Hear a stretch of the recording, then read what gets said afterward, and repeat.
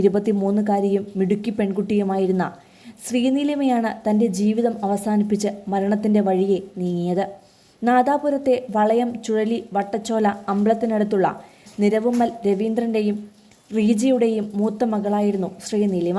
പഠിക്കാൻ മിടുക്കിയും ഒരിക്കൽ പരിചയപ്പെട്ടാൽ മറക്കാൻ കഴിയാത്ത അടുപ്പം കാണിക്കുന്ന പ്രകൃതക്കാരിയും അതായിരുന്നു ശ്രീനീലിമ. ഒരു അധ്യാപികയാകാനായിരുന്നു അവൾ ആഗ്രഹിച്ചിരുന്നത്. അങ്ങനെയാണ് ടീച്ചർ ട്രെയിനിങ് കോഴ്സ് പൂർത്തിയാക്കിയ ശേഷം PSC പരീക്ഷയ്ക്കുള്ള പരിശീലന ക്ലാസുകൾക്ക് പോയി തുടങ്ങിയത്. എന്നാൽ സന്തോഷവതിയായിരുന്ന ശ്രീനീലിമയെ തകർത്തുകൊണ്ടാണ് 2 ഉറ്റ സുഹൃത്തുക്കളുടെ വേർപാടിന്റെ വാർത്ത എത്തിയത്. ഖത്തറിൽ ഇക്കഴിഞ്ഞ ദിവസം മരിച്ച നവനീതിന്റെ അയൽവാസിയായിരുന്നു ശ്രീനീലിമ. ഇതിന്റെ തലേ ദിവസമാണ് ശ്രീനീലിമയുടെ അടുത്ത സുഹൃത്തായ ചെക്യാട് സ്വദേശി പുതിയോട്ടിൽ ഷാലിൻ രാജ് എന്ന 28കാരൻ സ്വന്തം കിടപ്പുമുറിയിൽ തൂങ്ങി മരിച്ചത്. നാട്ടിലെ ദുരന്തത്തിനും അടുത്തറിഞ്ഞ സുഹൃത്തിന്റെ വേർപാടിനും ശേഷം വലിയ മനോവിഷമത്തിലായിരുന്നു ശ്രീനീലിമ.